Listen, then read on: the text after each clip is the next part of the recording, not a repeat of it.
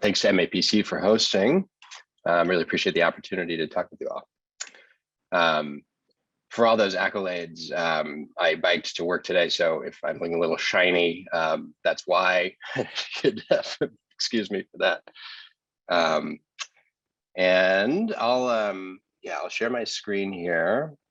And while that's getting set up, I'd be interested to hear, and maybe you could post in the chat, because I think I could approach this presentation in kind of two ways or some of both, but curious to hear people's perspective on a lot of the time when I talk about doing solar projects in urban areas, and specifically solar projects for environmental justice neighborhoods. And unfortunately, I don't think I can see the participants, but maybe you could say in the chat, if you're familiar with the EJ terminology, the people feel generally comfortable with the environmental justice and know what that definition refers to.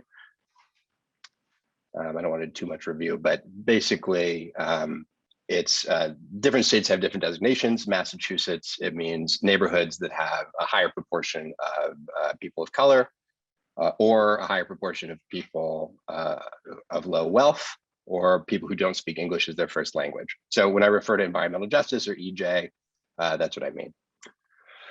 And I guess in particular, when I speak with people who are more from the traditional energy space, people who recognize, like I think we all do, the imperatives to respond very quickly to climate change and decisively in the next 10 years, since we have such a short window. Some people ask me, aren't projects in cities harder to do and more expensive? So, why should we focus on those when we could get a project for, in some cases, 40% or even 35% of the cost if we just did a large development utility scale project in the desert somewhere or on a green field. So yeah, maybe in the chat, I guess, I think that would be the angle of like, why do solar and environmental justice neighborhoods? Why is that important?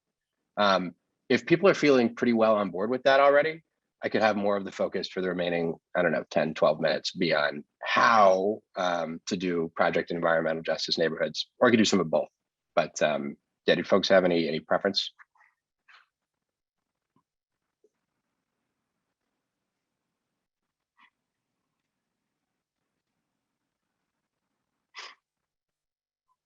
Okay, seeing some support for how. And some of both. So I'll touch briefly on the why, just because I think it's interesting, and I think it's also I would be interested to hear at least briefly, how my assumptions as to the why question match what you all have as experts in other areas or also in the same field, whether it's in housing or in health. But simply put, we have a huge transition that's happening. We're going to change how we generate energy in this country and probably globally. That represents a transition of people have estimated certainly over $1 trillion, probably tens of trillions of dollars that will be invested in clean energy projects. And we only really get one bite at that apple. We're not going to have two energy transitions in this generation. And in fact, increasingly, it's looking like we'll be lucky if we can have one. When we do that, I would say there's a moral imperative to make sure that the people who already have a lot of wealth and money and control going into this crisis, and the entities and corporations and individuals who had a hand in creating the crisis, are not the primary beneficiaries of this transition out of dirty energy and into clean energy. And structurally, having distributed generation is a really, really good opportunity to kind of take the keys to the power that's created and the wealth that can be created from the ownership of energy assets, and to use that as a way of distributing control and distributing power. And I can talk a little more at the end around why I also think that's strategically important and tactically important if we want to be successful in achieving the energy transition at all. So I would say it's not just a morally important thing to do to redistribute the power here, but also very tactically and strategically important. I can talk a bit about more about that. But as to the how, I can speak a little bit to how Resonant works here, in case anyone was curious.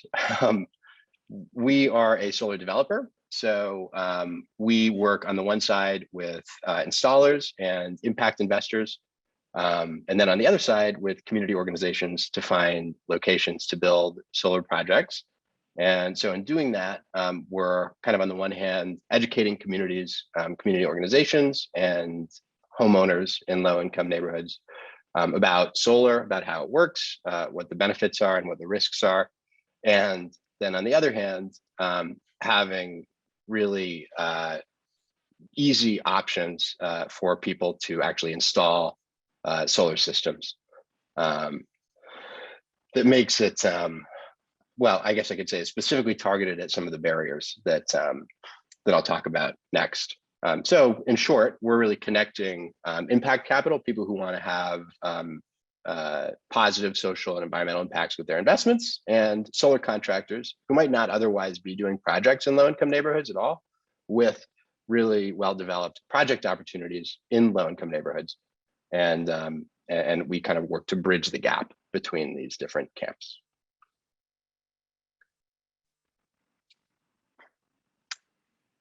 All right. Yeah, and a good point in the chat that you know, when we have so much built environment and so much space on rooftops, you know, should we really be chopping down forests to build more solar arrays? And does that maybe represent a misalignment of incentives? I would say it does. And actually, I can go back a slide here.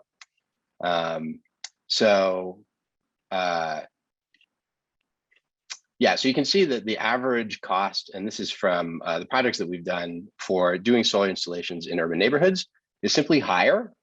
This is for about an 8 kilowatt system size, so about $5,500 more per project, and that translates to about 70 cents a watt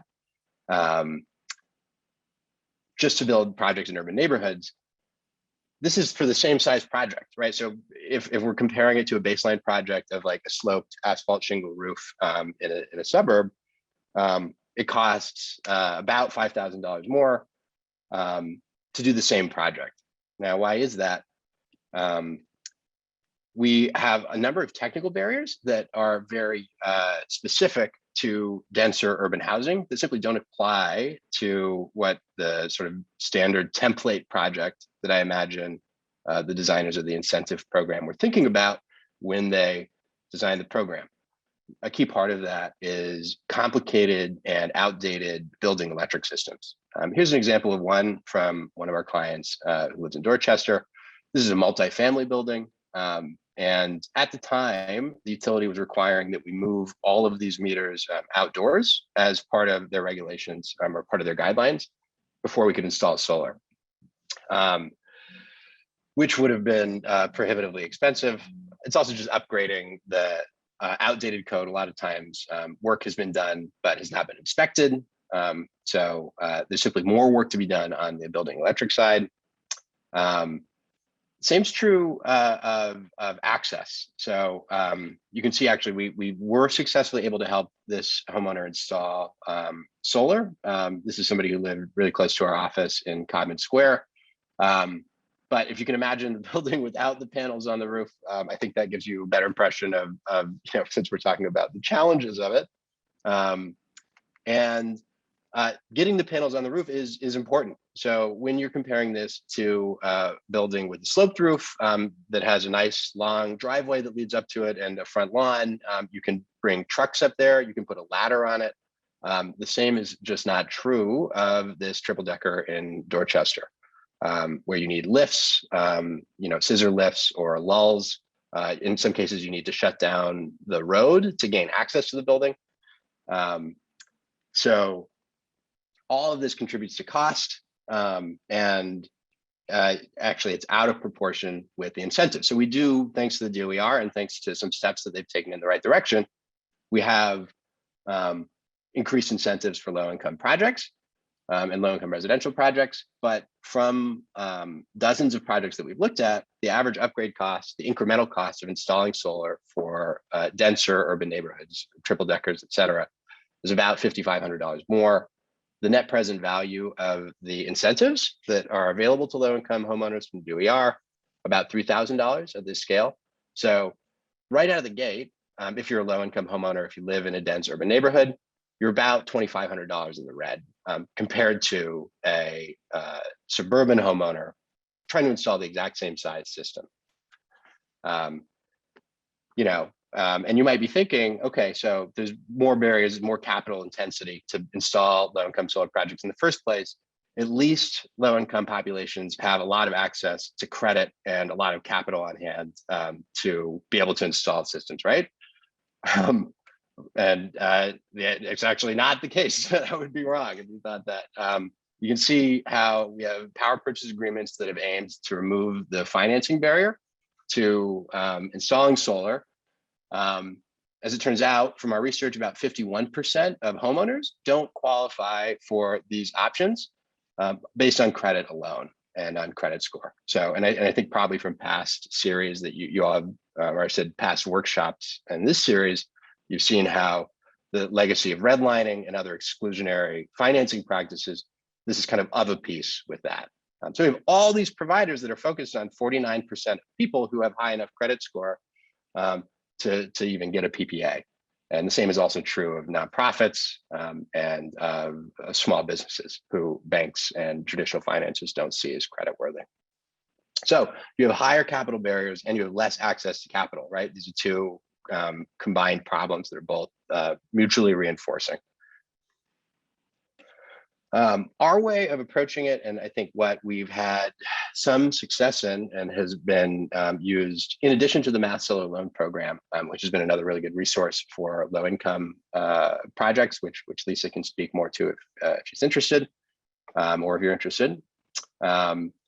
We've set up this program using an anchor institution model. And so we're trying to address both the capital barriers and the credit score problem. And the way it works in a nutshell is that we have a portfolio of projects. We give 15% of the power from each project at no cost to low-income homeowners who host the systems on their roofs, and then sell 85% of the power to a local anchor institution that investors deem to be creditworthy. For most of our projects, we've worked with Dorchester Bay EDC for that, and with Sunwealth, another local firm, to provide the financing. And so you can sort of see how the cycle works. Sunwealth owns the assets on low-income customers' roofs.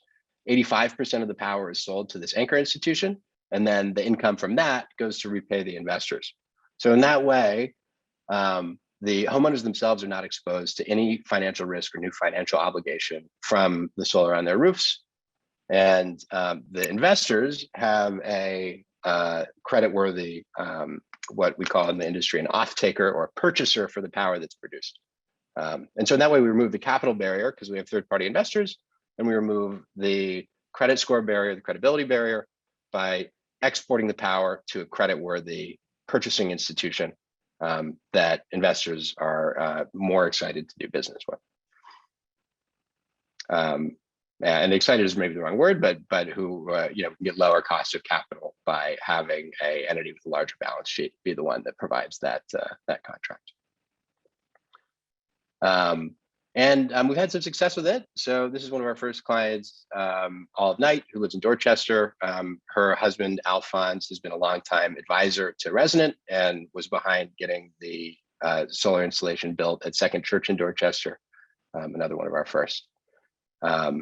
Here's a few more of our customers. Elnora Thompson in Dorchester, who is responsible for actually creating a community garden in the neighborhood and stopping a condo developer from coming in there.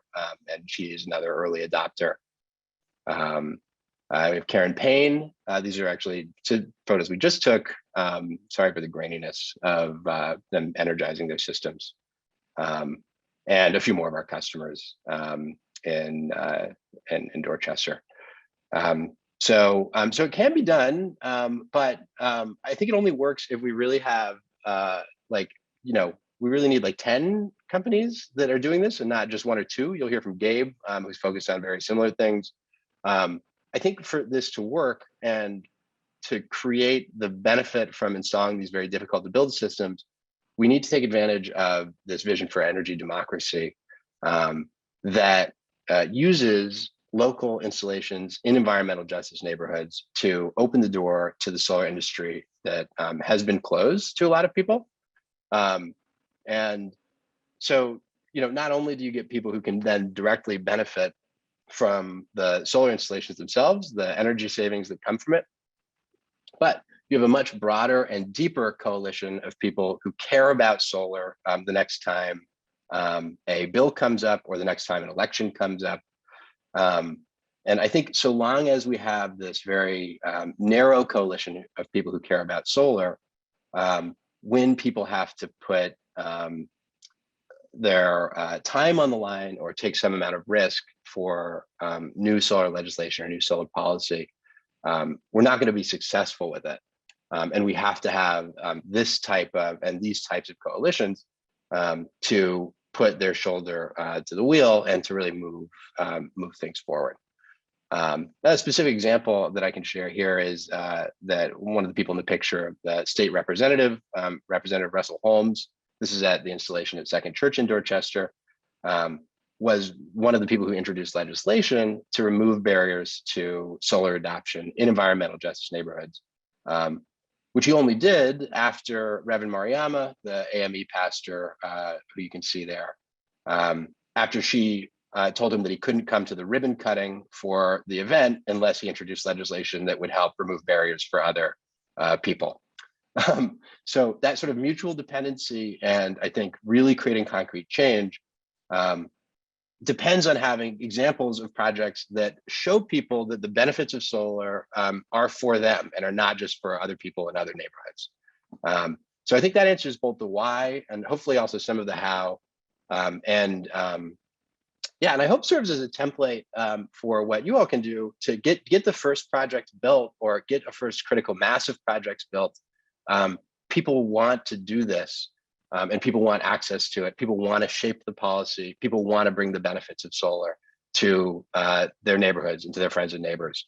But it takes commitment to do it.